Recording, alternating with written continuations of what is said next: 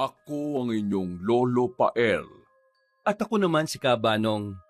At ito ang aming kwento.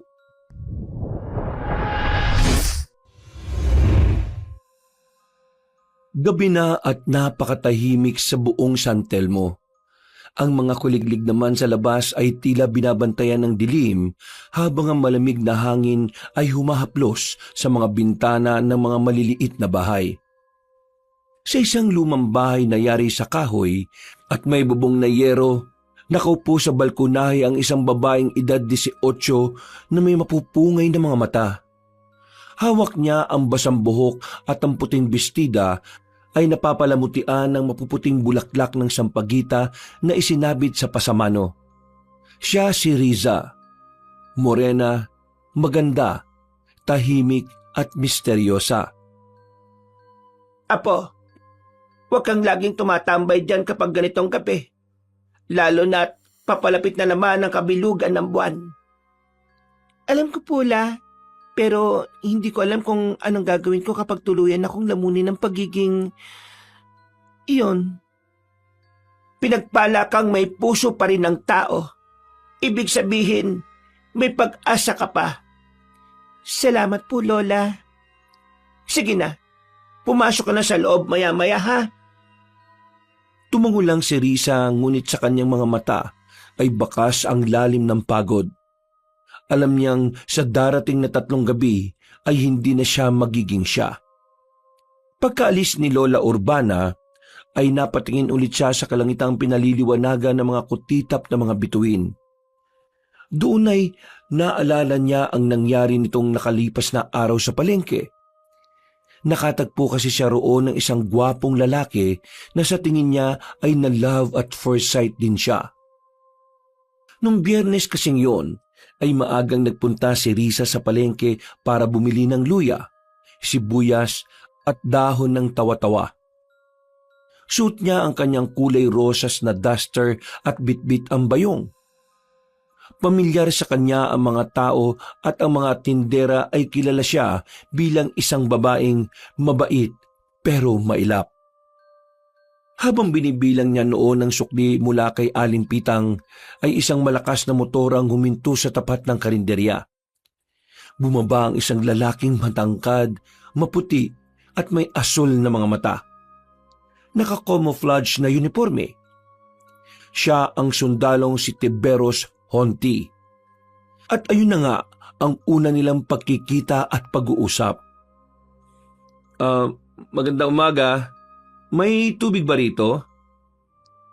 May karinderya dyan at malamang meron sila. Nauuhaw ka ba? Oo Nauuhaw ako at nagugutom rin. Pero parang ikaw ang gusto kong maging tour guide . Pwede ka ba? Ha? Naku, yan lang naman sa harap yung karinderya . Saka hindi ako tour guide. Natural na probinsyana lang ako. Mas okay nga yun dahil mas totoo at madaling kausap. Ay, siya nga pala. Ako nga pala si Tiberos Honti. Dayong sundalo lang ako dito sa San Telmo. Riza. Riza ang pangalan ko. Magandang pangalan . Kasing ganda ng mukha mo. Sa kabila ng kakaibang tensyon, ay ramdam ni Riza ang tila kakaibang daloy ng kuryente sa pagitan nila ng nasabing sundalo. Para sa kanya ay ibang-iba ang lalaking yon dahil hindi bastos at hindi mapanghusga. Nang nagpaalam na si Tiberos, matapos kumain ay nag-iwan pa yun ng mensahe na talagang kinakiligan ng dalaga. Riza, di ba? Babalik ako bukas o sa makalawa.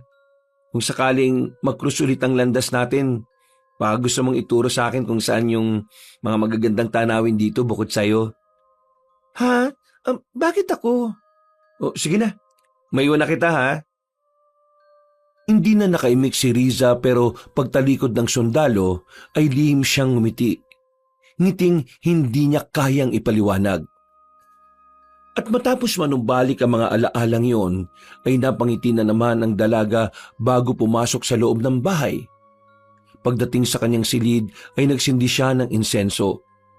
Pagkalaon ay humiga siya habang nakatitig sa bubungan. Hanggang ngayon kasi ay hindi pa rin maalis sa isip niya si Tiberos kahit ilang araw na ang nakalipas. Pero sa kabila noon ay parabang nagtatalo ang damdamin at takot sa kanyang dibdib. Nakakagusto na nga ba ako sa taong isang beses ko palang nakita? Hindi pwede to. Hindi ako pwedeng umibig at lalong hindi ako pwedeng masaktan o makasakit ng kapwa. Hindi ko matatanggap to at habang buhay kong pagsisisihan ito. Umalingaw-ngaw ang sigaw ng kanyang damdamin sa katahimikan ng gabi. Dahil ramdam ni Risa ang anino ng madilim na kapangyarihan na bumabalot sa kanya. Sa loob-loob niya ay nagsisimula na namang mabuhay ang kagutuman. Kinabukasan ay mabilis na lumipas ang maghapon sa San Telmo na tila wala namang kakaiba. Ganun pa rin katulad ng kahapon at mga nagdaang araw. Ang hangin ay malamig at ang ulap ay tila may itinatagong masamang balak. Sa gilid ng kagutuman ay nakaupo si Riza sa ilalim ng punong balete. Hawak niya ang isang lumang kwaderno at binabasa ang sulat kamay ng kanyang nanay May bago ito namatay. Kahit nabasa na niya mga yon, ay inuulit-ulit niya sa araw-araw dahil sa pamamagitan nito ay tila nararamdaman niyang kasama pa rin niya ang inang matagal nang namayapa. Ang kapilugan ng buwan, anak. Huwag mong hayaan ang uhaw na magpatalo sa puso mo. Ikaw ay may dugong uligbang aswang, pero hindi to kailangang manaig. Isarado mo ang iyong puso sa anumang galit dahil kung hindi, magiging alipin ka ng kasumpa-sumpang gutom. Isinara ni Riza ang kwaderno. Napapikit siya at maigpit na niyakap ang sarili. Sana po, Nay, nandito kayo. Namimiss ko na po talaga kayo eh. Sumandal lang siya sa gilid at muling nagmuni-muni hanggang sa bumalik na naman sa kanya ang mapapait na alaala noong namatay ang kanyang nanay May. Kahit matagal nang nangyari ang mga bagay na yon, ay tila sariwa pa rin para sa kanya ang mga pangyayari. At sa tuwing binabasa niya ang sulat ng ina, ay pakiwari niya kahapon lang naganap ang lahat. Napaluha siya ng tahimik pero kagad niya ring pinawi ang luha ng mga mata. At saka napabuntong hininga ng malalim. Inalis niya kaagad sa isip ang mga yon hanggang sa bigla na lang din sumagi sa alaala niya ang binatang sundalong si Tiberos. Hindi niya rin alam pero nagtataka rin siya kung bakit nga ba biglang sumagi sa utak niya ang nasabing sundalo. Ni hindi niya man yun iniisip o ano paman. Pero nagpapasalamat na rin siya dahil doon, sapagkat nawala ang kalungkutan ng pag-iisip sa kanyang namayapang ina. Bakit ka ba laging tumatakbo sa utak ko? Siguro, lagi mo rin akong iniisip, ano? Tila kinilig siya matapos maglaro ang isip patungkol nga sa gwapong sundalo na nakilala niya lang noong nakaraan. Naantala na lang yun nang dumating si Lola Urbana para magpatulong ng mga gagawin sa kanilang taniman. At naging payapa naman ang araw ng dalaga pero alam pa rin nila na pansamantala lang ang kapayapaang ito. Lalo na kapag nagsimula na siyang dalawin ng pagiging uligbang aswang. Ayon kasi sa nakasanayan ng kanilang pamilya, sa tuwing ikatlong henerasyong babae mapupunta ang pagiging aswang. At dahil si Riza ang ikatlong henerasyon, kaya siya ang magiging uligbang aswang sa tamang edad. At dahil 18 na siya, kaya magsisimula na ang pagpaparamdam ng kadiliman sa kanyang pagkatao. Matapos magsindi ng insenso, ay natulog na ng matiwasay si Riza. Subalit dinalo siya ng nakakatakot na panaginip. Nakakulong siya sa isang madilim na silid na ni katiting na liwanag ay hindi makalusot. Malamig at nakakakilabot ang nasaming silid dahil kahit ang sarili niya ay hindi niya nakikita. Nasaan ako? Anong lugar to? Sinubukan niyang libutin ng silid at dahil sa dilim ay kinapakapa na lang niya ang palibot. Wala siyang nakitang pinto palabas kaya mas lalo siyang naalarma. Lola Urbana? Nasaan ka? Tulong po! Tulungan niyo ako! Walang lolang Urbanang sumulpot, sa halip ay isang nakakatakot na ugong ang umalingaw-ngaw sa buong silid. Mas lalong nabalot ng kilabot ang pagkatao ng dalaga, lalo na nang marinig niya ang malademonyong tinig na bumubulong. At sa isang iglap ay may sumulpot na nakakatakot na nilalang mula sa kung saan. Mapupula ang mga mata nito at mahaba ang dila na sumunggab sa kanya. Napasigaw ang dalaga at dahil doon ay napabalikwas siya ng bangon. Hingal na hingal at pawis na pawis siyang napatingin sa bintana. Napayakap tuloy siya sa sarili dahil sa lamig na dala ng simoy ng hangin. Ano ba yung nakita ko sa panaginip ko? Nakakatakot. Dahil sa nangyari ay hindi na tuloy siya nakatulog hanggang sa sumikat na ang araw. Siya na ang nag-asikaso ng almusal nila ni Lola Urbana at nagwalis na rin siya sa kanilang bakuran. Pagkagising na matandang babae, ay inutusan siya noon na magpunta sa ilog para kumuha ng mga dahon at halamang ugat. Naglakad nga si Riza papunta sa ilog na bitbit ang bayong ng mga dahon at ugat para kay Lola Urbana. Habang papalapit siya sa nasabing lugar, ay biglang umalingaw-ngaw ang putok ng baril mula sa gubat. Nagulat siya katulad ng mga ibon na nagpulasan mula sa pinagpupugaran ng mga ito. At kahit kinakabahan, ay na-curious pa rin ang dalagita sa kung ano nga ba ang dahilan ng putok ng baril na yun. Naglakad siya papunta sa pinanggalingan ng ingay hanggang sa makarating siya sa damuhan. Sumilip siya doon at paghawi ng mga damo ay nasilayan niya si Tiberos na duguan ang kaliwang braso.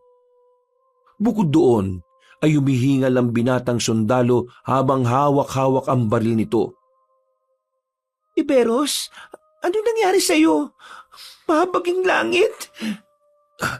Risa, ano ginagawa mo rito? Papunta ako sa ilog at nakarinig ng putok ng baril kaya ako sumilip dito sa damuhan hanggang sa nakita kita. Risa, you shouldn't be here. May gumalaw sa bandaro ng damuhan at sinalakay ako. Hindi yung tao. Kaya mag-iingat ka. Halika mo na rito. Sugatan ka kaya dumito ka muna at tutulungan kitang gamutin ang sugatan mong braso. Patakbo silang nagtungo sa ligtas na lugar at nang masiguro nilang hindi na makakasunod ang kung anumang umatake kay Tiberos, pansamantala na silang tumigil sa ilalim ng puno. Walang pag-aalinlangan ay dahan-dahang nilinis ni Risa ang sugat ng binatang sundalo gamit ang tubig ibon at dahon ng sambong mula sa bayong. Tumitig naman sa kanya ang lalaki na tila namamangha sa galing niya sa bagay na yun. Ang galing mo ah. Naku, hindi naman. Anong hindi? Ang galing mo kaya? Hindi ko nga naramdaman ng sakit habang ginagamot mo ako eh. Mas narelax ako. Ganito talaga kami mga probinsyana. Hindi ka lang basta probinsyana. Mahusay ka at talatang sanay ka sa ganitong gawain kaya siguradong swerte ang boyfriend mo. Ha? Naku, wala pa akong boyfriend. 18 pa lang ako eh. Ganun ba? Hindi naman pala nakakalayo ang edad natin, Riza. Ako, kaka 25 years old ko pa lang nung unang nagkita tayo ron sa karinderya. Hindi ako nakapag-celebrate gawa ng naka-duty ako sa trabaho rito sa San Telmo eh. Ganun pala. Maligayang kaarawan kahit huli na ang pagbati ko. Naku, salamat ah. Ay teka, matanong ko lang. Saan mo natutunan yung panggagamot? Yung mga dala mo sa bayong, mga halamang gamot yan na nakikita ko rin sa ibang bahay malapit sa kampo namin. Ang lola ko ang nagturo sa akin. Papunta nga sana ako sa ilog para kumuha pa ng ibang kailangan eh. Wow, ang galing ah. O paano? Mag-iingat ka sa pagpunta mo sa ilog na mag-isa. Dito sa probinsya, mas marami ang kababalagan kaysa sa nakasanayan mong syudad. Paniwalaan mo man o hindi, totoo mga yon. Katulad ng sinabi mo kanina, may umatake sa'yo na kung ano. Sigurado kung hindi yun ordinaryong nilalang. Talaga? Ayos pala no? I really like mystery pa naman. Hindi lahat ng gusto natin ay mabuti para sa atin. Paano kung ikaw ang gusto ko? Natigilan ng dalaga at napatingin ng mata sa mata sa binatang sundalo. Nagulat din kasi siya sa mga sinabi nito at base sa itsura ng gwapong lalaki, hindi niya alam kung nagbibiro o seryoso yon sa mga sinasabi. Ayaw niyang paniwalaan yon, pero sa likod ng kanyang isip at puso ay kinikilig na siya ng matindi. Dahil doon, ay nagmadali siya sa pagbebenda dahil nararamdaman na niya ang mabilis na pagtibok ng kanyang puso. Mas matunog ito kaysa sa tunog ng mga kuliglig. Kinikilig man, ngunit sa loob-loob niya ay merong bumubulong at tumututol sa pag-ibig na nagsisimula palang umusbong. Hindi pwedeng mahulog ang loob ko. Dahil kapag sumiklab ang kagutuman, baka siya pa ang una kong... Oh, bakit natamimi ka dyan, Risa? Tapos na ba o hindi pa? Tapos na. Okay. Salamat Narinig mo ba yung sinabi ko kanina? Ha? Tungkol saan? Wala na akong maalala kasi nakatuong mabuti yung atensyon ko sa panggagamot sa iyo eh. Sige na. At bumalik ka na sa kampo nyo. Dahil baka balikan ka pa ng sumalaki sa iyo na kung ano. Paano ka? Iatid na kita. Naku, hindi na. Kaya ko ng sarili ko. At mas kabisado ko kaysa sa iyo itong gubat. Sige na. Dahil malapit na rin naman ang ilog eh. Kailangan mo nang bumalik para matingnan yung sugat mo doon. Sige. Ikaw ang bahala. Pero maraming salamat ulit Sana sa susunod na pagkikita natin igala mo naman talaga ako sa magagandang lugar dito sa San Telmo. Ngumiti lang ang dalaga at pinilit na itago ang matinding pagkakilig. Nagmamadali siyang tumakbo papunta sa ilog at nang mawala na sa paningin niya ang binatang sundalo, ay huminto siya sa isang gilid at sumandal sa isang puno. Napahawak siya sa dibdib at tila hingal na hingal. Hindi dahil sa pagtakbo, kundi dahil sa matinding pagkakilig na nararamdaman. Muli niya tuloy inalala ang sinabi ni Tiberos na pakunwari pa siyang kaninang hindi narinig. Paano kung ikaw ang gusto ko? Hoy Risa, huwag ka nga masyadong karengking. Alam mo magaling magpahulog ang mga taong taga-syudad eh. Sanay silang magpaikot ng tao kaya huwag kang basta-basta palilin lang. Naantala na siya sa magandang sentimentong yon nang makaramdam ng kakaiba sa paligid. Para bang may kung anong kadiliman ang umaali-aligid hanggang sa manood na to sa kanyang sistema. Nangilabot siya sa hindi malamang dahilan kaya patakbo na siyang umalis sa lugar na yon dala-dala ang bayong. Ilang saglit pa ay binilisan na lang din niya ang pangunguha ng mga kailangang halamang gamot bago mabilis na bumalik sa kanilang bahay. Lola, pasensya na po kung natagalan ako May tinulungan po kasi akong sundalo doon sa gubat eh. Sugatan po siya at inatake raw po siya ng hindi makilalang nilalang. Bakit ba kasi ang hilig ng mga tao na magpunta sa gubat kahit na alam nilang mapanganib? Lola, tao din naman po ako pero pinapuntan niyo po ako rin sa ilog. Apo, alam naman nating hindi ka ordinaryong babae. At mabuti na lang nandun ka. Dahil kung hindi baka nalapan na siya ng mga nilalang sa gubat. Ligtas naman na po si Tiberos at siguradong hindi na yun uulit sa pagbalik doon. Aba, at nakilala mo pa talaga Risa, Apo, sinabi ko naman sa iyo na mag-iingat ka sa pakikihalubilo sa mga tao. Lalo na ngayong unti-unti nang nabubuhay sa katauhan mo ang pagiging uligbang aswang. Alam ko naman po yun, Lola. Kinuha na ni Lola Urbana ang mga halamang gamot at nagtulong na sila sa paglilinis nito. Itinuro na rin ng matandang babae kung para saan ang mga yon at kung paano ang tamang panggagamot. Naubos ang maghapon ng maglola sa pag-aaral at paggawa ng mga halamang gamot. Bago matulog ay muling nagsindi ng insenso si Risa at nagdasal ng taimtim. Nang matapos na, ay humiga kagad siya at nakatulog ng mahimbing. At katulad na naman kagabi ay bigla siyang dinalaw ng nakakatakot na panaginip. Nakakulong na naman siya sa isang madilim na silid at naghahanap na naman siya ng lagusan pero wala siyang nakita. Maya-maya pa nga ay bigla na namang sumulpot ang nakakatakot na nilalang na may namumulang mga mata at mahabang dila na naglalaway. Napasandal siya sa isang sulok habang pinagmamasdan ng nakakatakot na nilalang. Layuan mo ako, halimaw ka!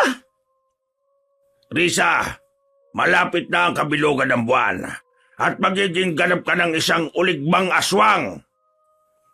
Umalingaw-ngaw ang nakakakilabot na boses ng halimaw hanggang sa bigla na lang siya nitong sinunggaban. At katulad kahapon ay nagising ang dalaga at napabalikwas ng bangon. Eksakto na nakita niya si Lola Urbana na nakatayo sa tapat ng pintuan ng kanyang kwarto. Narinig kasi noon ang pag-ungol niya kaya nag-aalala yung nagtungo sa kanyang silid. Lumapit si Risa at niyakap ng mahigpit ang matandang ginang habang napapaiyak. Lola, ayoko pong maging ganap na uligbang aswang. Alam kong mapagtatagumpayan mo ito, Apo. Nandito lang ako para gabayan at tulungan kang malampasan ang pagsubok. Magmula nang mangyari yon, ay palagi nang sumasailalim si Risa sa orasyon ni Lola Urbana upang kahit papaano ay mapigilan ang pagkawala ng dugong uligbang aswang. Pero alam naman nilang pareho na walang makakapigil doon. Subalit ginagawa pa rin nila ang makakaya nila para hindi malukob ng tuluyan si Risa. Gabi-gabi ay dinadalaw pa rin siya ng halimaw sa panaginip. Hanggang sa sumapit na nga ang gabi ng kabilugan ng buwan. Sa loob ng silid ay pinilit ni Risa ang sariling itali sa poste ng kama. Ito lang ang naiisip nilang paraan ni Lola Urbana para kung sakaling magpalit na siya ng anyo ay hindi siya makalabas ng bahay at manlapa ng mga inosenteng tao. Ikinadena niya ang isang paa, gaya ng itinuro ni Lola Urbana, at nagbudbud naman ang kanyang lola ng asin sa bintana at pinto ng silid. Ayos ka lang ba rito, Apo? Opo, Lola. Iwan niyo na po ako bago mag-alas 12 ng hating gabi. Lumayo na po muna kayo dito sa bahay natin hanggat maaari. Gusto man kitang samahan dito, Apo. Pero alam natin pareho na mas lalo lang makakasama kapag gagawin ko yon. Kapag nakaamoy ka ng sariwang dugo at karne ng tao, siguradong mas lalala ang sitwasyon. Opo, naiintindihan ko po naman yun, Lola. Para po to sa kaligtasan nating pareho. Kaya, huwag na po kayo mag-alala sa akin.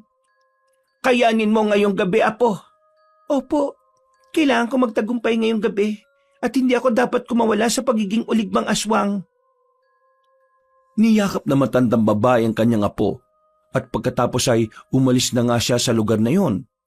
Ilang saglit pa nang mag-isa na lang si Risa sa lugar na yon ay unti-unti nang lumalalim ang gabi. Mula sa bintanang nakabukas ay nasilayan na nga niya ang perpektong kabilugan ng buwan. Nang mapatingin at matamaan siya ng liwanag nito ay unti-unti na nga siyang nakaramdam ng kakaibang init ng katawan. Napapikit siya at napasinghap hanggang sa mas uminit pa ang kanyang pakiramdam. Nagsimula ng manakit ang kanyang mga kalamnan dahil sa pagpapalit ng anyo. Napahiyaw ang dalaga dahil naglagatukan na ang kanyang mga buto at nagsimulang uminit ang kanyang balat. Namamaluktot na nga siya habang pilit na kumakawala sa kadena. Pero hindi lang doon natapos ang kanyang paghihirap. Nagsimula ng magputukan ng kanyang mga kasukasuan. Nagdugo din ang mga mata niya saka bumuka ang bibig at lumabas ang dila. Mahaba ito na halos umabot ng 12 pulgada. Basa ito na katulad ito ng isang pangahas na ahas. Hinabol ang mapuputing mata niyang tila nagdurugo ang liwanag ng buwan mula sa bintana. Ang mga kuko niya ay humaba rin at tumalim, at sa isang iglap ay bigla na lang nakalagay ang tanikala dahil sa kanyang lakas. napunit kaagad ang kinakalawang na bakal. Pinigil niya pa ang sarili dahil tila naintindihan niya pa ang mga bagay-bagay sa paligid. Pero mas malakas ang presensya na kadilimang bumabalot sa kanyang pagkatao kaya nadaig siya nito. Nagugutom ako. Tumalon siya palabas ng bintana at tumakbo sa mga puno. Mabilis ito na parang mabangis na hayop sa gabi. Nagpagala-gala siya sa baryo hanggang sa mapadpad siya sa masukal na gubat.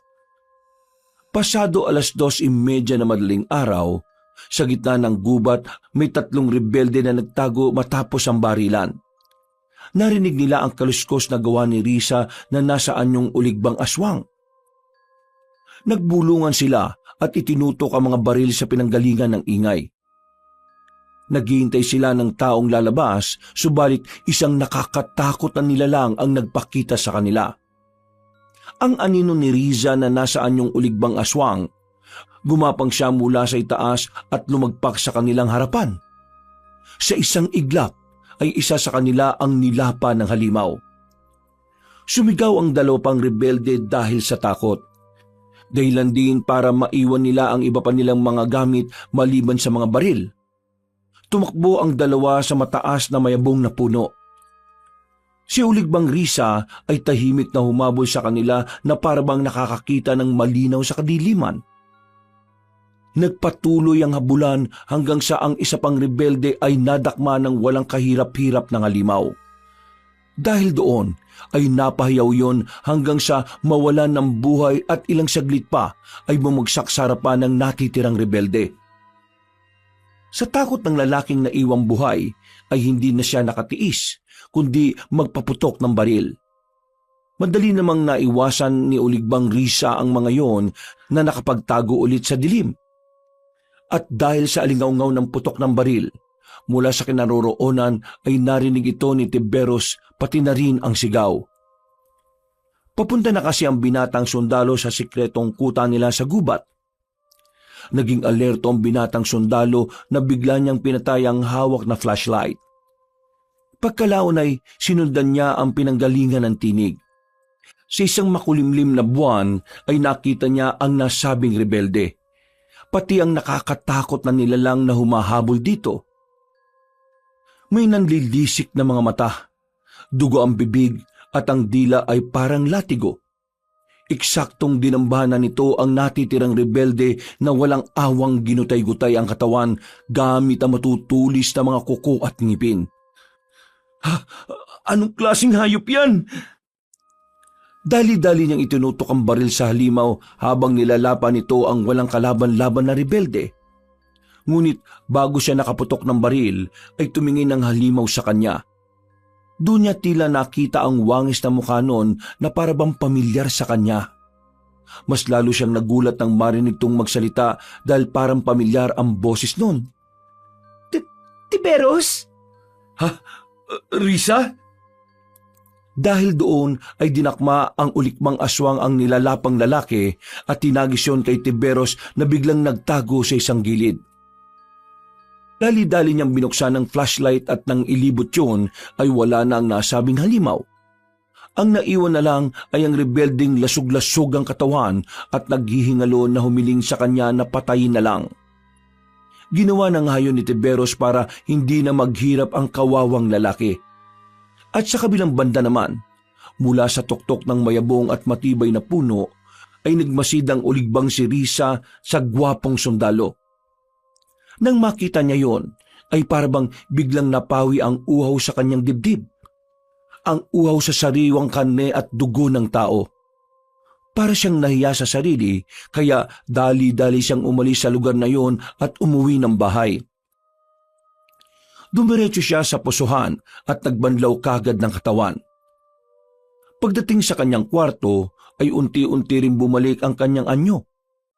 Hubot-tubad ang basa niyang katawan na humandusay sa sahig saka na maluktot.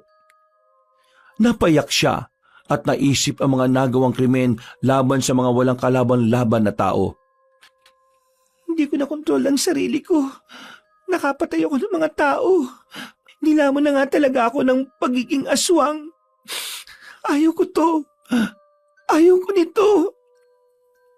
Dahil sa sobrang pagdadalamhati ay nakatulog na lang siya nang hindi niya na nararamdaman. Kinabukasan ay ginising na lamang siya ni Lola Urbana at nang makita niya yon ay kaagad siyang yumakap habang umiiyak. Inalo-alo naman siya na matandang babae dahil tila alam na noon kung ano ang nangyari. Kinumutan niya muna ang 18 anyos na dalaga at sabay silang naglakad papunta sa kama. Doon nga ay ikinuwento na ni Risa ang mga nangyari. Lola, hindi ko po nagawa. Mas namayani ang uligba kong pagkatao. Ano pong gagawin ko, Lola? Huwag kang mag-alala po. Hindi ako titigil hanggat hindi nahanap ang lunas para malabanan ang sumpa. Sa ngayon wala tayong magagawa kundi mag-isa mo tong kakaharapin. Pasensya na, Apo, kung wala akong maitulong sa iyo. Wala po kayong dapat ihingi ng pasensya, Lola. Wala po kayong kasalanan sa mga nangyayari sa akin. Kasalanan to ng mga ninuno natin. Kung di sila naging sakim sa kapangyarihan noon, hindi tayo makakaranas ng sumpa ng pagiging aswang. Nagyakapan na nga ang maglola at pagkalaon ay nagpatuloy na sila sa buhay. Lumipas pa ang ilang mga araw. Tuwing gabi ay mas maigpit na ang ginagawang pagtali kay Risa pero nakakakawala pa rin siya. Malakas kasi ang dalaga kapag nasa anyong uligbang aswang. At isang gabi na nga, muling nakaramdam na matinding pagkagutom si Risa. Matapos magpalit sa anyong aswang ay nagtungo kagad siya sa baryo pero nang patawid na sa tulay ay naagaw ng atensyon niya ang isang masarap na amoy ng tao. Nagpunta kagad siya sa bundok kung saan tila humahalimuyak ang amoy ng tao. Pagdating doon ay naabutan niya naman si Tiberos na papunta ulit sa sikretong kuta sa kabundukan laban sa mga rebelde. Napahinto siya at hindi alam ang gagawin kung sasalakayin ba ang gwapong sundalo o hindi. Hanggang sa nakita na lang siya nito dahil matagal siyang nakatanga sa itaas ng puno. Ikaw yung halimaw nung nakaraang gabi? Hindi kaagad nakapagsalita si Riza. Hindi niya kasi inaasahan na ang mabangong samyo ng karne at dugo ay nanggagaling pala mismo kay Tiberos. Dati naman kasi ay hindi ganoon ang amoy niya sa binatang sundalo. Ngayon ay hindi lang siya natatakam kundi parang nahuhumaling pa. Sa isang iglap, ang mga huni ng kuwagong nasa paligid ay biglang tumigil. Sa harap ni Tiberos, habang nakatayo ang uligbang aswang, ay kaagad niyang itinutok ang baril. Dahil doon ay napaangil si Risa habang tumutulo sa kanyang bibig ang laway. Halatang natatakam siya pero pinipigil niya ang sarili. Nang magtama ang kanilang mga paningin, ay may muling napansin ng lalaki. Parang katulad lang noong nakaraang gabi. Para bang nakilala niya ang nilalang sa anyo ng isang halimaw. Risa, ikaw ba yan? Sinong Risa? Ikaw nga! Dahil sa sinabing yon ni Tiberos ay tila natauhan ng dalagang aswang. Tumalon siya sa puno at lumayo sa lugar na yon pero sinundan siya ng binatang sundalo. At dahil sa parabang nataranta sa mga nangyayari, ay nawala ang pagiging alistong aswang ng dalaga. Hindi niya nakita ang isang sanga kaya nahulog siya at gumulong sa lupa. Hindi siya kagad nakatayo kaya naabutan siya ni Tiberos. Risa, ikaw nga yan. Hindi ba? Sumagot ka! Umalis ka na! Dahil baka hindi ako makapagpigil, Tiberos! Bakit ganyan ang anyo mo? Ano bang sinasabi mo? Bakit nakatayo ka pa dyan? Hindi ka ba natatakot sa itsura ko? Lumayo ka na bago ko pa hindi makontrol ang tuluyan ng sarili ko. Nanginig ang kalamnan ng dalagang aswang at sa kanyang isipan ay bigla na lang niyang narinig ang usapan ng kanilang lola noong nakaraang araw lang. Kapag nagmahal ka, Risa, sa ganyang estado ng pagiging uligbang aswang, mas magiging matindi ang laban. Sapagkat ang gutom ng halimaw ay tinatalo ng pusong mapagmahal. Nang maalala niya yon, ay nilabanan niya ang sariling katauhan. Pinilit niyang pigilan ang pagnanasa sa sariwang laman. Hinampas niya ang sarili sa puno at pilit na pinatatahimik ang halimaw sa kanyang kalooban. Hindi ako ganito! Hindi ako ganito! Ano ba nangyayari? At bakit ka nagkaganyan? Parte ito ng sumpa sa aming pamilya. Lumayo ka muna sa akin. Hindi ko pa nakokontrol ng katauhang to. Ayoko masaktan ka. Anong gagawin ko para makatulong sa'yo? Umalis ka na, pakiusap. Nagsisimula na naman siyang mamayani. Umalis ka na. Tuluyan nang nawala sa sarili si Risa. Naglaway siya na naglaway habang umaangil kay Tiberos na nakatingin lang sa kanya. Gusto mang pigilan ng dalagang uligbang aswang ang sarili pero tila may kumokontrol sa kanyang pagkatao. At nang sasalakayin na niya ang gwapong sundalo, ay kagulat-gulat na bigla na lang siyang natumba. Nagdilim ang kanyang paningin at tuluyang nawala ng malay tao.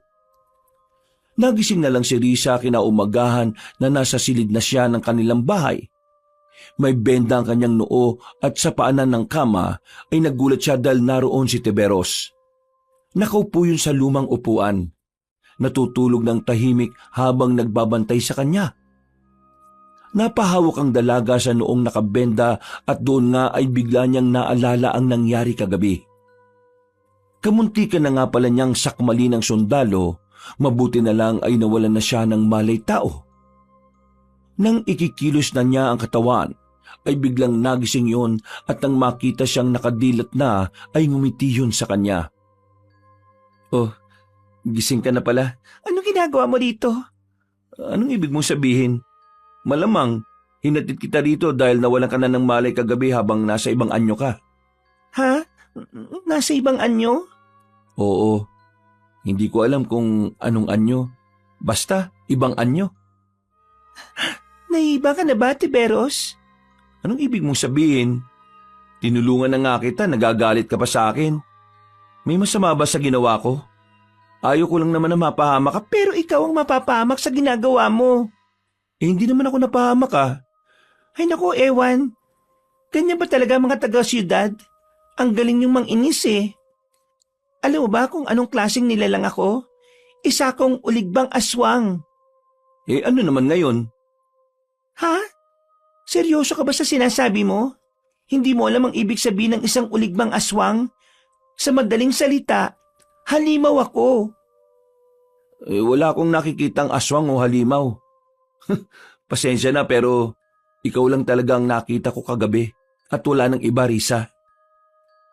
Hindi alam ng dalaga kung ano ang mararamdaman niya matapos marinig ang mga sinabi ni Tibero sa kanya. Para siyang kinilig na natutuwa at maiiyak na ewan.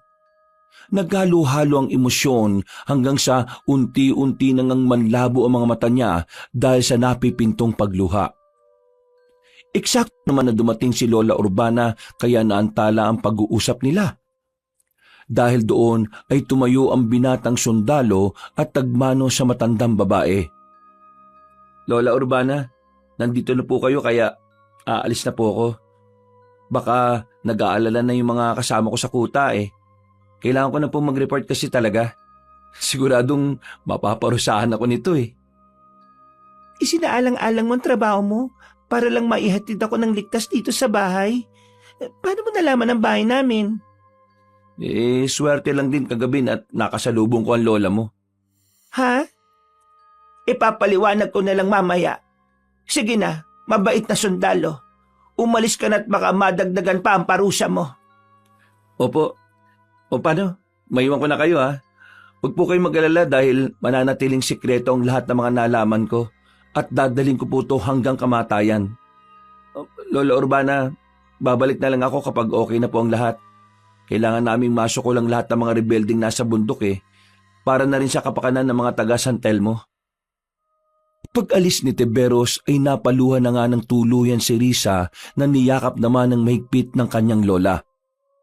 Marami silang napag-usapang bagay hanggang sa makampante ang loob ng dalaga.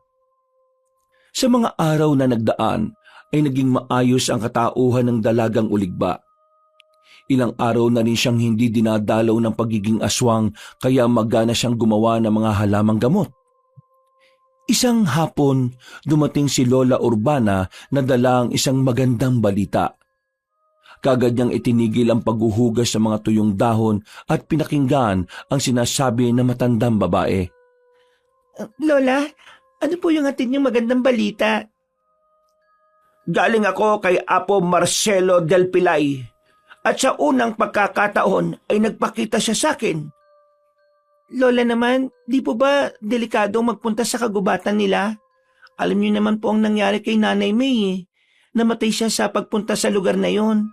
Dapat hindi na po kayo nagpumilit pang magpunta sa lugar na yon eh. Ikaw naman na po. Nakauwi naman ako ng ligtas, hindi ba? Kaya huwag ka na magalit. Ang malaga sa ngayon nakakuha na ako ng paraan para mawaksi ang sumpa. Hindi lang sa iyo kundi sa mga susunod pang henerasyon na darating. Po? Talaga po? Oo, Apo. Kaya makinig kang mabuti. Ang sabi ni Apo Marcelo del Pilay, kung nais mong puksain ang sumpa ng uligba sa kalooban mo, kailangan natin ng sakripisyo. Sakripisyo? Ano bang dapat isakripisyo, Lola?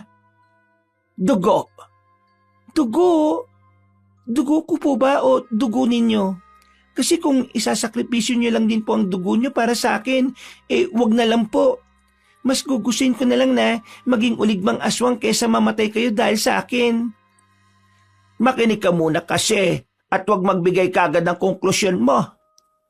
Ang tinutukoy na dugo ay hindi naman dugo mo o dugo ko. Kung ganon, kanino po? Ang sabi ni Apo Marcelo del Pilay, dugo mismo ng isang tao na handang mag-alay nito para sa iyo. Ano po? Paano po yun? Wala namang gagawa ng ganun para sa akin. Sino naman nagsabi sa'yo niyan? Pasensya na pero narinig ko sa labas ang usapan nyo kaya hindi na ako nakatiis at pumasok na kagad ako rito para mag-suggest. Lola Urbana, handa po kong ialay ang sarili kong dugo para lang manumbalik si Risa sa pagiging dating siya. Sigurado ka na ba dyan, sundalo? Naibang ka na ba? Hindi mo nga ako kilala, Tiberos eh. Hindi mo alam ang mga sinasabi mo. At wala kang alam sa mga nangyayari rito. Wala man akong kaalaman sa totoong nangyari sa paligid ko o sa inyo. Ang alam ko lang handa akong gawin to sa'yo. Handa kitang tulungan at handa akong ialay ang dugo ko sa buhay man at kamatayan.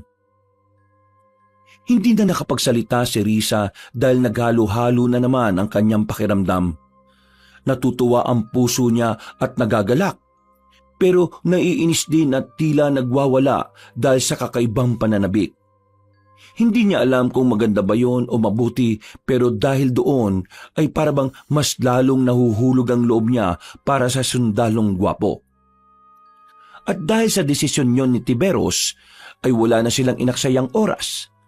Pagsapit ng gabi, sa harap mismo ng apoy ay pinatulo ni Tiberos ang ilang patak ng kanyang dugo sa dahon ng duhat. Nang may sapat ng dugo, kinuha na yun ni Lola Urbana. Magkakasama silang umupo ng nakapalibot. Pero ang maglola lang ang nagpasimula ng kakaibang dasal. Ang binatang sundalo ay nanatili lang nakamasid sa mga magaganap. Sinimulan na nga nila ang ritual na siyang unang hakbang upang itakwil ang uligbang aswang na nananalaytay sa dugo ni Risa. Subalit, lingid sa kanilang tatlo.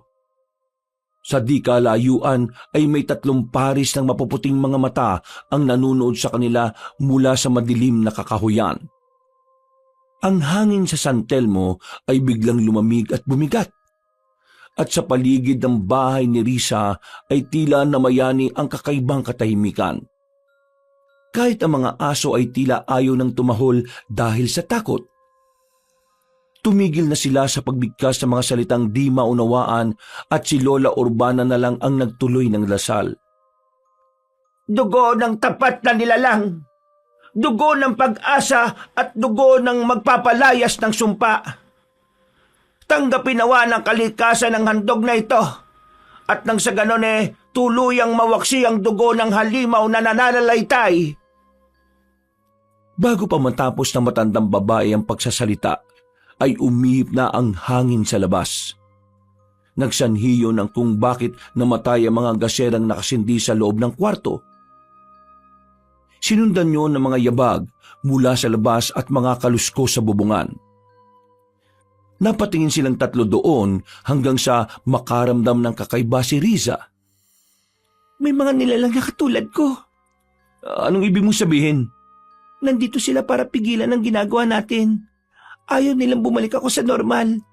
Ayaw nilang mawala ang dugong uligmang aswang na nananalaytay sa katauhan ko. Sinasabi ko na nga ba? Alam kong hindi nila papayagang malinis ang dugo mo, Risa. Gusto ka nilang kunin at gawing ganap na uligmang aswang. Ayoko pong sumama sa kanila. Ayoko pong tuluyang maging aswang, Lola. Kung ganon, hindi yun mangyayari. Hindi ko sila papayagang kunin ka, Risa. Duguan ng kamay na tumayo si Tiberos, tangan ng kanyang baril at iba pang sandata bilang sundalo. At sa isang iglap, bago pa tuluyang makapaganda ay isang matinis na sigaw ang umalingaw-ngaw mula sa labas ng bakuran. Dahil doon ay napatayo na rin si Risa at sabay silang napatingin sa bintana. Si Lola Urbana naman ay nanatili lang na nakaupo dahil itinutuloy niya pa rin ang pagsasagawa ng dasal ng pagpapalaya. Maya-maya pa ay 3 uligmang aswang ang nagpakita sa tapat ng bahay. Mas malaki ito kaysa kay Risa at mas hayok na parang mabangis na hayop. Kitang-kita sa mga mata nun ang matinding pagkatakam. Nakilala kagad ng dalaga ang nangungunang lalaki kahit nasaan yun ang pagiging uligbang aswang. Alam niya rin kasi ang amoy nito na madalas nakakasama ng kanyang mga magulang noon. Ako nga, matalas na talaga ang pangamoy mo, Risa. Ibig sabihin lang nun, ay tunay na ganap ka ng uligbang aswang. Pero ano tong nakarating sa akin na balita na ayaw mo maging isang ganap na kauri namin? Ha? Tinatalikuran mo ng pinanggalingan mong lahi? Hindi niyo ako kauri kaya manahimik ka. Huwag mong lokohin ang sarili mo, Risa. Naamoy ko sa iyo ang malansang dugo ng tao. Ibig sabihin lang, nakatikim ka na ng sariwang dugo at karne nila. Patunay yun na isa ka ng ganap na uligbang aswang. Huwag mo nang pigilan pa dahil mahihirapan ka lang ng mahihirapan habang lalo mong nilalabanan ng totoo mong katauhan. Mainam na tanggapin mo. Unyemas, sino yan? Ayan ang tanggapin mo! Ang bala ng baril ko! Aswang ka! Dami mong sinasabi! Para kang pit ng manok ka! Putak ng putak! Abat, gago kang lalaki ka! Sino ka na namang damuho ka, ha? At bakit ka nangingalam dito? Walang iya ka! Umalis na kayo rito! Dahil sa susunod na pagputok ng baril ko, ay siguradong sa ulo nyo na ang tama! Wag na wag niyong guguloy ng buhay ni Risa! Galit na umangil si Mang Alicio habang pinandilisikan ng mga mata si Tiberos. Pero pinaulanan lang sila ng bala ng baril ng binatang sundalo kaya napatras sila habang galit na galit. Pagkatapos kitang patayin, ay kukunin ko si Risa para isama sa lugar kung saan siya masasanay sa kanyang katauhan. Hindi na ako sa inyo. Pinipili ko ang sarili ko at pinipili ko ang puso ng pagkataong ito. Puso? Ha! Huwag mong ipagmalaki ang kalambutan ng tao. Dugo ang kaluluwa natin, Risa. At karne ng tao ang bumubuhay sa pagkatao natin. Hayop kang lalaki ka. Lusubin niyo ng isang yan at patayin para wala nang sagabal dito. Panay-panay niya akong binabaril, ha? Sa utos ni Mang Alicio ay sumugod ang 2 uligbang aswang na si Liro at Mina. At ipinagpatuloy naman ni Risa ang pag-antabay habang si Tiberos ay tumalon sa bintana at bumaril ng sunod-sunod. Tinamaan sa balikat si Liro, ngunit hindi ito natumba. Tumawa lang yun ng tumawa bago sumalakay ulit. Mag-iingat ka, Tiberos! Oo naman, kung di sila basta-basta namamatay, hindi rin ako basta-basta magpapatalo sa mga halimaw na yan. Mayabang ka, sundalo ka. Kaya dapat yung pahirapan ng isang yan. Lino at Mina, siguruhin niyong hihiyaw siya sa sakit ng pakiramdam. Hindi na natapos ng mayabang na aswang ang pagsasalita dahil nakita niyang sabay na tumalsik ang mga kasama niyang ulikbang aswang. Umuusok ang mga katawan ng mga iyon dahil sa hinagis sa kanila ni Tiberos. Isa itong asol na pulbos na gawa ni Lola Urbana. Ibinigay ito ng matandang babae nitong hapon lang dahil alam na ng ginang na mangyayari ang ganitong bagay. At sino ngayon ang hihiyaw sa sakit? Ha? Ito pang sa inyo! Gamit ang kanyang baril ay magkakasunod ng pinaputukan ng mga aswang. Tumakbo si Mang Alisyo at nagtago sa mga puno habang ang dalawa niyang kasama ay nahihirapang umiwas. Tumama sa mukha ni Mina ang dalawang bala ng baril. Napasigaw ito at bumagsak habang nag-aapoy pa rin ang katawan dahil sa natamong pulbos kanina. Si Liro naman ay gumapang pero hindi na yon pinatagal pa ni Tiberos. Nilapitan niya ang aswang at ginilitan sa liig. Galit na galit naman si Mang Alisyo nang makitang namatay kagad ang dalawa niyang alagad. Nagkasa siya ulit ng magazine sa baril bago lumigid-ligid ng tingin. Nasaan ka? Pinuno ng mga walang kwentang aswang na to! Lumabas ka na ikaw naman ang mapaulanan ko ng bala sa katawan! Pagbabayaran mo ito! Hindi ako aalis dito hanggat hindi ko nakukuha si Riza! Ilang saglit pa ay tumalon na rin sa labas ng bakuran si Riza. Pagtingin ni Tiberos ay nagulat siya sa nakita. Nasaan yung aswang na rin kasi ang dalaga pero nakilala niya pa rin naman ito. Hindi rin maintindihan ng sundalo ang sarili dahil sa kabila ng pagiging halimaw ng babae ay hindi niya napapansin ang ganong itsura kundi ang puso nitong dalisay. Magaling! At nagpalit ka na ng anyo para madali kitang mapasunod at maalipin! Hindi ako magpapalipin sa katulad mo. Makakabalik ako sa dating ako. Ha! Tingnan natin! Paglitaw ni Mang Alisyo ay mabilis na kumilos si Riza. Tumalon siya ng mataas at buong lakas na sinipa ang malaking aswang. Sumugod din si Tiberos at nang saksakin na niya sa leeg ang lalaking uligbang halimaw, nakaiwas to at tumakbo palayo. Hahabulin pa sana ito ni Riza pero pinigilan siya ng lalaking sundalo. Ako na bahala sa kanya, Riza! Hindi na pwedeng umalis dito yan! Nagtutuloy pa rin sa orasyon ng lola mo! Pero paano ka? Huwag mo kong alalahanin! Kapag alam kong giyado, babalik ako at di ko na siya susundan kapag sobrang layo na. Pagkatango nila sa isa't isa ay tumakbo na si Tiberos pero sinundan pala siya ng lihim ni Riza dahil ayon kay Lola Urbana ay mapanganib si Mang Alisyo. Isa pa ay kaya naman na matandang babae ang sarili kapag sinalakay siya ng iba pang uligbang aswang na darating. Naabutan ni Riza na makaharap na sina Tiberos at Mang Alisyo. Hindi muna siya nagpakita dahil lumahanap siya ng tiyempo para masukol ang lalaking aswang. Patuloy na nagsagupa ang dalawa at kitang-kita na nakikipagsabayan ng binatang sundalo na halatang sanay sa pakikipaglaban hanggang sa tumigil sila at matagal na nagkatitigan. Tao! Bakit mo ipinagtatanggol si Riza? Hindi mo siya kauri kundi kauri namin! Hindi mo ba alam na maaari lang na malagay ang buhay mo sa panganib ng dahil sa kanya? Kapag tuluyan na siyang nilamon ng sistema ng pagiging uligbang aswang, siguradong kakainin ka rin niya! Alam kong hindi mangyayari yun! At paano mo naman nasabi yan? Hibang na sundalo? Dahil mahal niya ako at mahal ko rin siya! Walang iya! Mahal ka niya at mahal mo rin siya! Patawa talaga kayo mga tao, oh! Mga gonggong! Wala akong pakialam kahit ano pang sabihin mo. Hindi mo ako mapipigilan na iligtas siya dahil totoo sinasabi ko sa iyo. Mahal mo ba talaga si Riza?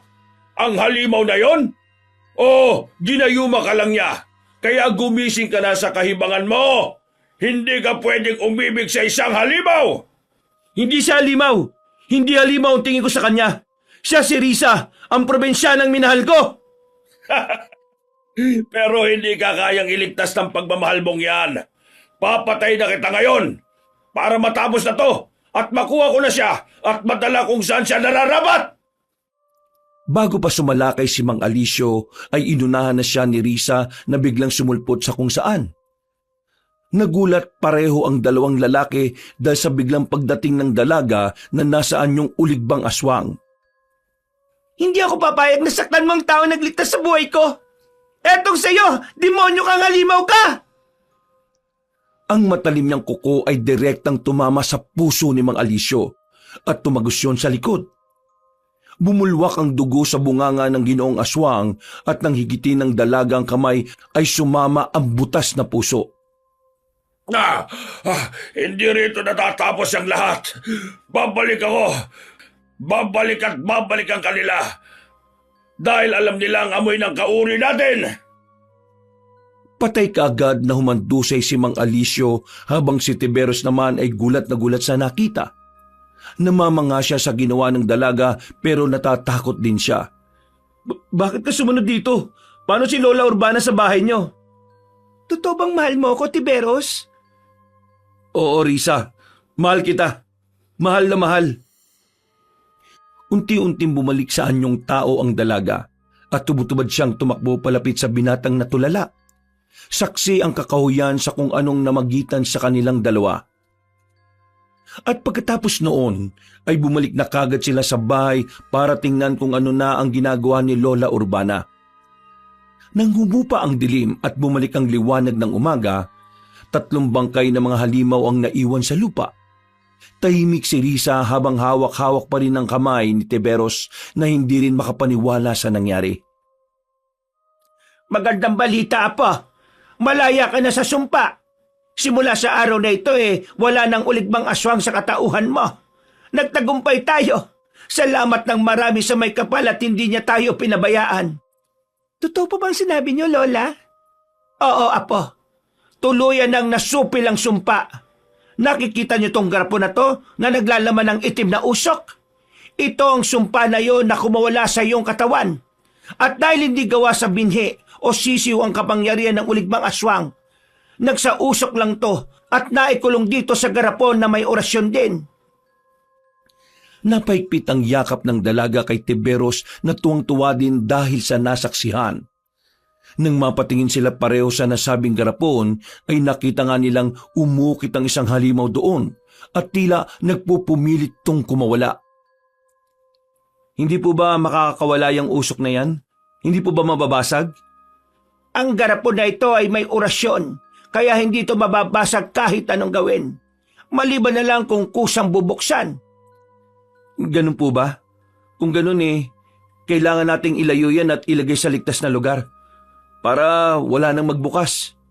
Kapag po ba nabuksan yan babalik si Risa sa pagiging uligbang aswang? Ang totoo ay hindi ko rin alam.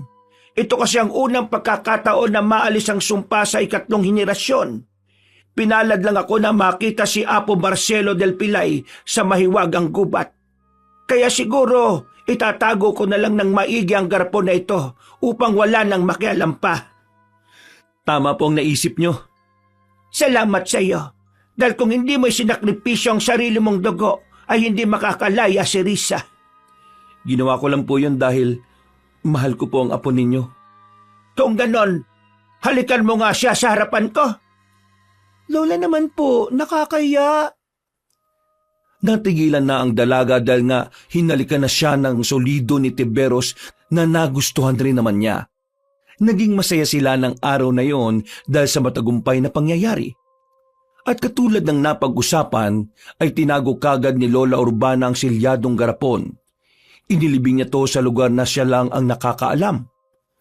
Nagpunta siya sa bukana ng mahiwagang kabundukan at doon itinago.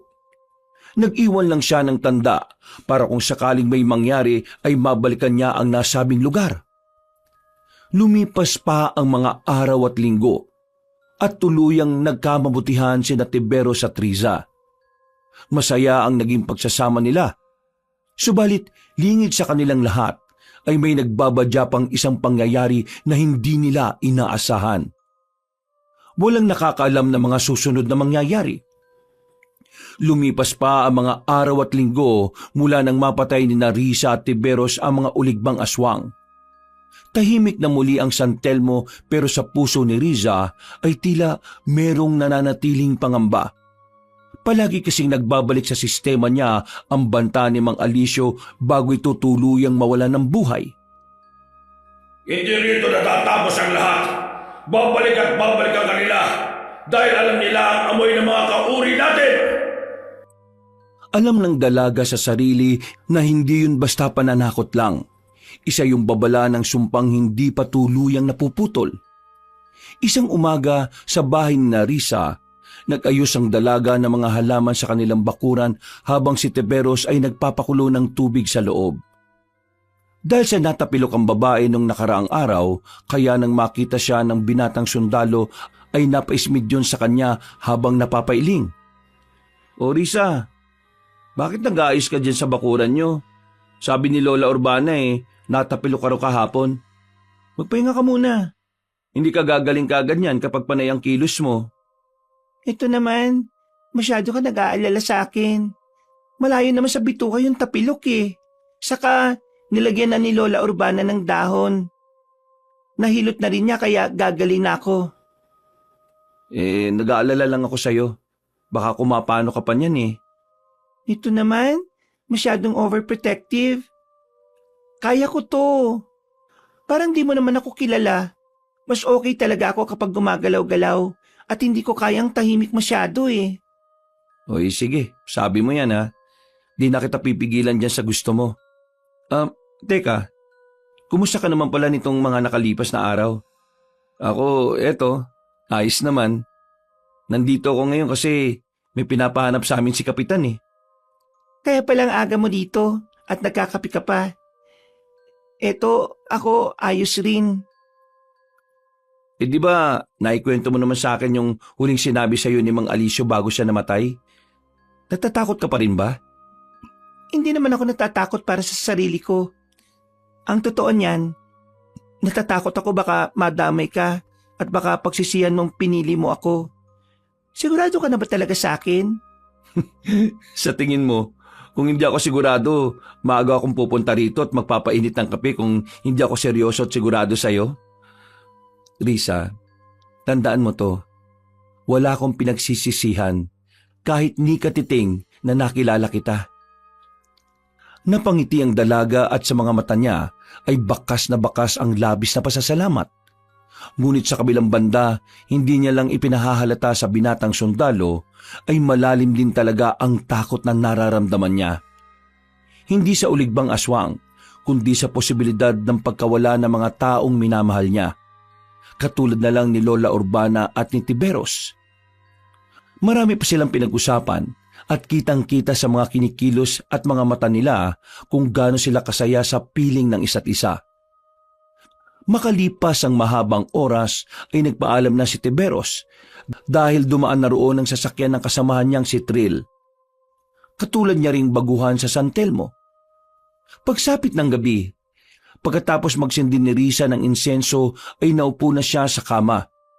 Pinakiramdaman niya lang at ninamnam ang payapang paligid na pinaiingay lang ng kuliglig at mga palaka. Habang nakahiga, ay hawak-hawak niya ulit ang kwadernong iniwan ni Nanay May.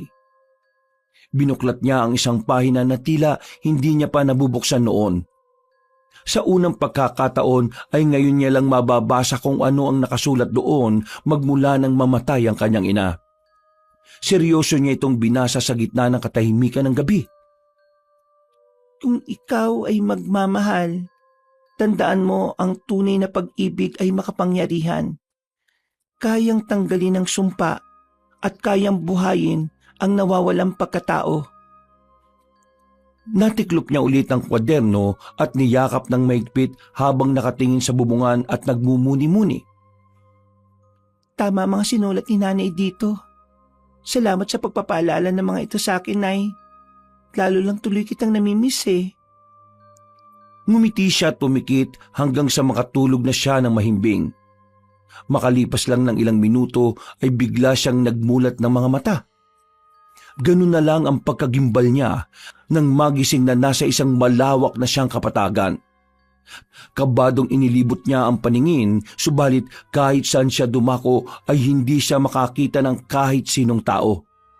Tila walang hangganan ang palibot kaya mas lalo siyang kinabahan. hanggang sa makarinig siya ng mga alulong ng kung anong nilalang. At sa isang iglap ay nagsulputan na nga ang may gawa ng nasabing alulong. Gulat na gulat si Risa nang makita ang napakaraming uligbang aswang. Nagtakbuhan yon sa kanyang palibot at tuminto ng ilang metro na lang ang layo sa kanya. Pakiramdam niya ay lulubog na siya sa kinatatayuan matapos makita ang mga nanlilisik na mga mata ng mga halimaw. Pati ang mga mahahaba nitong mga dila na naglalaway na parabang sabik na sabik sa sariwang dugo at karni ng tao. At pagkatapos ay sabay-sabay yung humalakhak na parang mga nakakasiyahang mga demonyo sa impyerno. Napatakip ng tenga si Risa pero hindi siya pumikit dahil baka merong biglang humigit o sumunggab sa kanya. Nang tumahimik ang tawanan, ay tila nabalot naman ng nakabibinging katahimikan ng paligid. Patuloy siyang pinagmasdan ng mga halimaw at hanggang sa pinakadulo ng kanyang harapan, may tila higanting uligbang aswang na sumulpot. Risa! Hindi mo matatakasan ang kapalaran mo! Kung inakala mo na nakalaya ka na sa pagiging uligbang aswang, ay nagkakamali ka! Dahil hindi pa tapos ang laban! Tigilan niyo na ako! Hayaan niyo na ako manahimik! Ang sinumang hahadlang ay papatayin ko. Hindi ako magdadalawang isip dahil babawiin kita at magiging katulad ka namin, isang mabangis at makaminsalang halimaw. Humalakhak ang higanting halimaw at umalingaw-ngaw yon sa buong paligid. Sumunod naman ang iba pang halimaw hanggang sa tila nabingi na si Risa sa nakakakilabot na mga boses nila. At dahil hindi na niya makayanan ng mga nangyayari, ay nagtakip na siya ng tenga at pumikit. Subalit, merong umatak sa kanyang paanan. Pagdilat ng mga mata niya, ay nasa harapan na niya ang higanting uligbang aswang. Nilamon siya nito ng buhay at doon na siya nagising. Napasigaw siya sa sobrang takot. Hingal na hingal at pawis na pawis. Kitang-kita sa mukha niya ang matinding takot matapos magising sa isang masamang bangungot. Dahil din tuloy doon, ay dali-daling nagtungo si Lola Urbana sa kanyang silid at nag-aalala siyang nilapitan. Anong nangyari, Apo? At bakit ka sumisigaw? Binabangungot ka na naman ba? Lola Urbana, binangungot nga po ako. Nagpakita siya sa panaginip ko. Sinong siya, Apo? Yung higanting uligbang aswang. Tandang-tanda ko po ang sinabi niya sa akin eh. Hindi ko raw po matatakasan ng kapalaran ko. Papuwin po nila ako, Lola. Papuwin po nila ako at papatayin po kayong dalawa ni Tiberos. Apo, huwag kang matakot. Panaginip lang yon. Walang mangyayaring masama. Hindi ka nila mababawit, hindi kami mapapano ni Tiberos. Pero natatakot po ako, Lola. Natatakot po ko.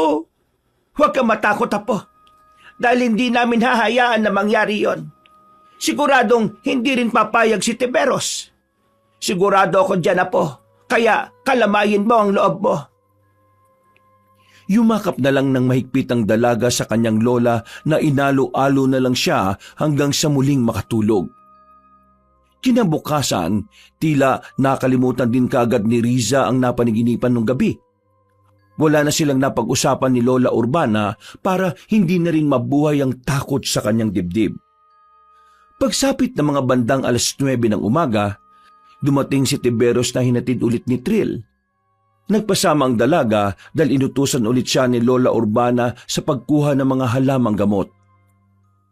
Habang naglalakad si Risa at Tiberos papunta sa dulo ng ilog, kung saan madalas nagpapahinga si Lola Urbana noon, sa malayo pa lang ay nakita na nilang isang ginoo edad 60 na si Mang Lianes. Kilala sa San Telmo ang nasabing ginoo bilang taong wala sa sarili at kung ano-ano ang pinagsasasabi. Kaya naman kahit anong kwento nito, mapatotoo man o hindi ay wala nang naniniwala. Lumapit sa kanila ang magiliw na ginoo at saka nakipagkamay. Kumusta, Risa? Mabutit nakita tayo ulit. Ayos lang po ako, Mang Lianes. Siya yung boyfriend mong sundalo, hindi pa. Magandang araw po, Mang Lianes. Ako po si Tiberos. At natutuwa po ako sa sinabi niyo pero hindi pa ako opisyal na boyfriend ni Risa. Nandiligaw pa rin po ako hanggang ngayon. Ay, ganun ba? Pero ang pogi mo nga pala talaga sa personal at magaling ka rin sa pakikipaglaban katulad nitong si Risa. Ano pang ibig niyong sabihin mahusay katulad ko? Iha, pinanood kitang lumaban nung gabing yon. Bihira sa isang aswang na iwaksi ang pagiging halimaw niya at pumanig sa kabutihan. Kaya hindi ako natatakot sa iyo noon pa man. Dahil sa sinabing yon ng Ginoo, ay hindi kagad nakaimik ang dalaga. Nagkatinginan lang sila ni Tiberos na nagulat din sa mga pangyayari. Huwag kayong mag-alala. Hindi ko naman ikukwento sa mga taga San Telmo ang tungkol dito. Alam kong malaking sikreto yon. At saka hindi ka naman na isang aswang, hindi ba? Nakalaya ka na dahil sa pagsasakripisyo ng gwapong sundalong ito. Opo. Salamat naman sa Diyos. Pero tandaan mo, Iha, kapag kahit wala na ang sumpa, ay kailangan mo pa rin bunutin ang ugat para tuluyan na itong hindi bumalik. Ano pong ibig niyong sabihin, Mang Lianes? Pansinin mo ang paligid. Iba ang ihip ng hangin. At ang binubulong ng mga ibon ay tila panganib din. Malakas ang pakiramdam ko na ngayong gabi ay may magpapakitang higante. Mag-iingat kayo dahil marami siyang kasama. Hindi siya titigil hanggat hindi nakukuha ang gusto niya. Kaya nga mamaya magtatago ko ron sa yungib ko. Mas ligtas doon at babantayan ako ng diwatang mabait. Basta dadalan ko siya ng pandesal mula ron sa tindahan ni Aling Pitang. O siya, sige na. At maiwan ko na kayo dyan. Maganda na rin kayo at mag-ingat sa pagpitas ng mga halamang gamot. Dali-daling umalis ang may edad na lalaki habang si Risa naman ay nanatiling nakatulala sa kawalan. Namutla ang mukha niya matapos marinig ang mga sinabi ng Ginoo at dahil doon ay isang kaba ang sumilay sa kanyang puso. Parang may sayad yung isang yun Pero gusto ko yung mga sinabi niya na pogi ako Tsaka totoo ba yung sinabi niyang nakita niya tayo nung gabing kaharap si Mang Alisio? Hindi marunong magsinungaling si Mang Lianes. Totoo ang lahat ng sinasabi niya, Tiberos. Anong ibig mong sabihin? Teka, bakit parang namumutla mukha mo? Okay ka lang ba? Habang nangunguha sila ng mga halamang gamot, ay kinuwento nga ni Risa ang tungkol sa kanyang napanaginipan na kapareho na ikinuwento ni Mang Lianes. Dahil doon ay wala na silang inaksayang oras pa. Pag-uwi sa bahay, ay dali-dali nilang sinabi ang lahat kay Lola Urbana na nagulat din. Alam din kasi na matandang babae na lahat ng mga sinasabi ng Ginoo ay totoo. Batid kasi nila na may kakayahan ng lalaking pinagkakamalang baliw sa baryo ng San Telmo. Merong tinatawag na vision o clairvoyance si Mang Lianes, pero hindi siya aware sa kakayahang ito. Mag-isa na lang kasi siya sa buhay kaya napagkakamalan ng mga taong may sayad siya sa utak. Pero ang totoo ay wala pa siyang sinasabi na hindi nagkatotoo. Kaya matapos malaman ng mga yon, ay wala nang inaksayang oras sina Lola Urbana, Riza at Tiberos. Naganda kagad sila ng mga sandata dahil ramdam na nga rin ng matandang babae ang sinasabing panganib ni Mang Lianes.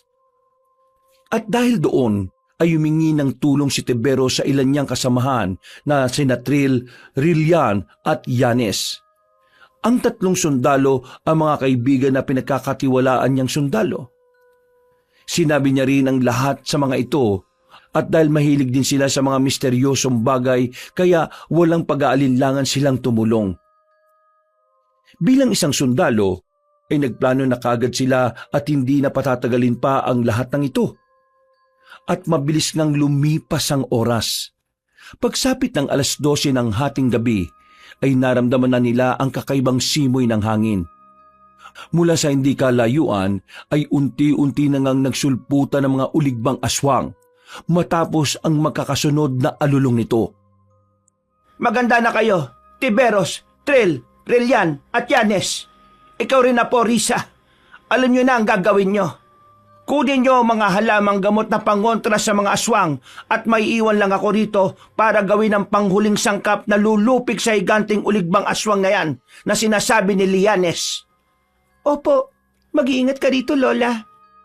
Huwag nyo kong alalahanin dahil kayang-kaya kong sarili ko. Matanda na rin naman ako, kaya walang magiging problema. Sige na, at magsikilos na kayo. Pagkatango ni na Trill, Rillian at Yanes ay nauna na silang lumabas ng bahay at nagtago sa mga puno. Pinahid nila ang espesyal na langis na ginawa ni Lola Urbana upang hindi maamoy ng mga aswang. Sina Riza at Tiberos naman ay sumunod din at nagtago sa kabilang bahagi ng bakuran. At ilang saglit pa ay higit 6 na uligbang aswang ang tumayo sa harap ng kanilang bakuran. Umaangil pa lang ang mga yon ay sinaboy na sila ni Lola Urbana ng kakaibang pulbos at nang tumama yun sa kanilang mga balat ay nag-apoy kaagad ang mga ito at natupok. Nagulat ang 3 sundalo na ngayon lang nakita ang ganoong pangyayari. Sa kabilang banda ay namangharin sila dahil doon. Kaya nang lumingon sa gawin nila si Tiberos ay sumenyas yun ng okay habang ngumingiti. Dahil sa nakita ni Risa ay tila nabuhayan siya at malayong malayo ang pakiramdam niya ngayon kaysa noong napanaginipan niya ang nangyaring ito. Ayos ka lang ba, Risa? Ayos na ayos lang ako. Wow, natutuwa naman ako marinig yan. Hindi ko na nga nakikita ang takot sa mukha mo eh. Bakit? Dahil alam kong kasama kita. Alam kong hindi mo ako pababayaan. Kaya hindi ka dapat mamatay dahil pagkatapos nito ay sinasagot na kita. Ha? Talaga? Oo, kaya mag-iingat ka ha. Dahil doon ay tila mas ginanahan si Tiberos. Kaya pagdating ng higit 10 mga uligbang aswang ay inunahan na niya ang pag-atake. Nagulat din sina Trill, Rillian at Yanes sa kanilang nakita. Dahil nagawa ng gwapong sundalo na mapatay ang 10 aswang gamit ang mahabang itak na may katas ng espesyal na halamang gamot. Tila nag-aapoy ang labas ng bakuran hanggang sa unti-unti nang nagsulputan ng iba pa. Mga kasama, atake na! Wala na silang sinayang na oras. Sunod-sunod silang sumalakay at walang pinalampas na kahit isang aswang. Lahat ng dumaan sa kanilang harapan ay siguradong mapapatay. At nang makita ng ibang uligbang aswang ang nangyayari, ay natakot sila hanggang sa makarinig sila ng malakas na ugong na parang galing sa ilalim ng lupa. Yun na yung tinig na yun. Humanda kayo. Lola Urbana, tapos na po bang ginagawa nyo? Kanina pa, Apo. At naghihintay na lang ako rito ng pagdating ng sinasabing higante! Sabay-sabay silang napatingin sa malaking uligbang aswang na doble ng tangkad ni Tiberos. Nagulat din ang mga sundalo pero hindi takot ang nararamdaman nila kundi pagkamangha. Tampalasang ka, Risa! Imbis na yakapin mo ang iyong pinagmulan, unti-unti mo bang inuubos ang mga kalahi natin? Hindi nyo ako kalahi! Kung ganon, nagbago na ang isip ko. Hindi na kita babawiin! Tama yan! Umalis ka na kung ayaw mong maubos kayong lahat ngayong gabi. Handang-handa kami at hindi mo kami matatalo kahit gaano ka pa kalaki. Nagbago na ang isip ko. Hindi na kita babawiin dahil papatay na kita! Nagpakawala ng nakabibinging ungol ang higanting uligbang aswang at pagkatapos noon ay muling sumalakay ang iba pa niyang alagad. Pero mabuti na lang ay handang-handa ang mga sundalo at sanay sa pakikipaglaban. Kaya naubos din nila ang mga sumalakay na hindi man lang nakaabot sa bakuran ng bahay.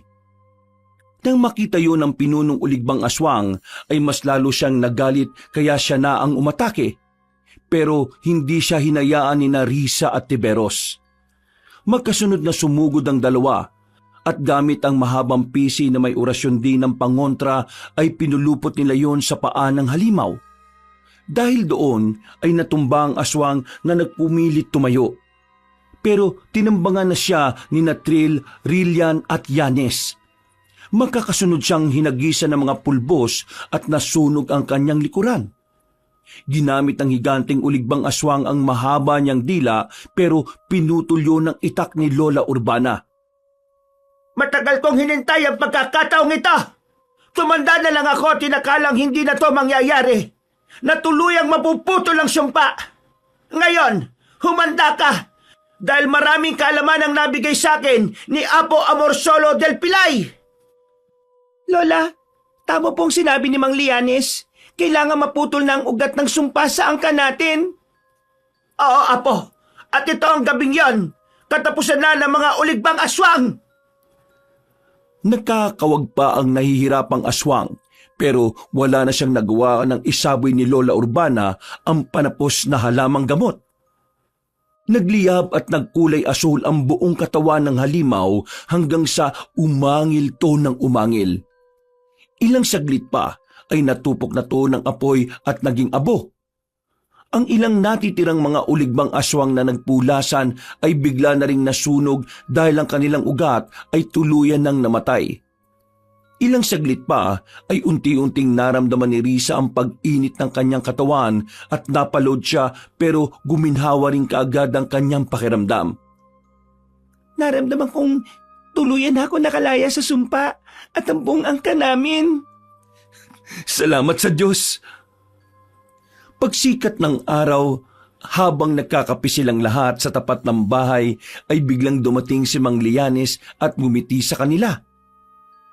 Mang Lianes, maraming salamat po sa mga sinabi niyo sa amin kahapon. Kung hindi po dahil sa mga sinabi niyo, hindi namin mapaghahanda ng mga uligbang aswang. Kaya nga po, salamat po talaga ng gusto. Sayang po si Lola Urbana, tulog at nagpapahinga dahil sa puyat kagabi. Pero kapag nagising yon, mamaya ipapakausap ko po kayo. Tayo na po, mag-almusal na po muna kayo. Salamat sa alok niyong almusal pero nagpunta lang ako rito para magpaalam.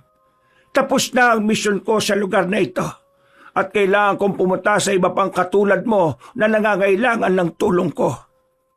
Ano pong ibig niyong sabihin? Nabunot mo na ang ugat kaya wala ka ng problema. Ikaw naman gwapong sundalo. Magmadali na kayong bumalik sa kuta ninyo sa bundok.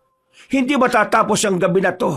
Masisilo nyo ang mga rebelde at tuluyang makakalaya ang mga taga San Telmo sa kanila. Talaga po? Nakangiti lang na tumango ang lalaki at pagkatapos ay tumalikod na to sa kanila. Hindi pa man nakakalayo ay nagulat na lang silang lahat nang magpalit ng anyo bilang isang kumikinang na ibon si Mang Lianes. Mabilis ang mga sumunod na pangyayari. Sa isang kisap mata ay nawala na lang yon na parang bula, kaya nakatinginan silang lahat. Hindi siya tao? Hindi niyo ba alam na hindi ordinaryong tao si Lianes? O siya, Tiberos, Trill, Rillian at Yanes. Narinig niyo naman ang sinabi ng ermitanyo. Magbalik na kayo sa kuta ninyo sa gubat dahil magtatagumpay kayo ngayong araw para na rin makalaya na sa mga rebelde ang baryo ng San Telmo. Wala nang inaksayang oras pa ang mga sundalo na dali-dalim bumalik sa bundok. At katulad ng sinabi ni Mang Lianes, nagtagumpay nga sila laban sa rebelde. Tuluyang naging payapa sa baryo ng San Telmo. At nang umalis na nga ang mga sundalo sa lugar na yon, ay nangako si Tiberos na babalikan si Risa sa oras na matapos ang kanilang misyon. Bago sila tuluyang maghiwalay ng landas, ay meron munang nangyari sa kanila ng gabing yon. Makalipas lang ang 6 na buwan, nang matapos na ang misyon ay kaagad bumalik si Tiberos sa baryo ng San Telmo. Doon ay nakita niya si Risa na malaki na ang tiyan. Nagulat siya at nalungkot sa nakita kaya halos maluha-luha siya habang kausap ang babae. Akala ko ba hihintayin mo ko? Bakit nagpabuntis ka sa iba? Pasensya na, hinihintay ko ang asawa ko eh. At ngayon, dumating na siya. Tiberos, natutuwa akong makita ka dahil ikaw ang magiging tatay ng anak natin. Nanlaki ang mga mata ng gwapong sundalo nang mapagtanto na siya pala ang nakabuntis kay Risa. Hindi maipinta ang saya dahil sa wakas ay nagbunga ang kanilang pagmamahalan.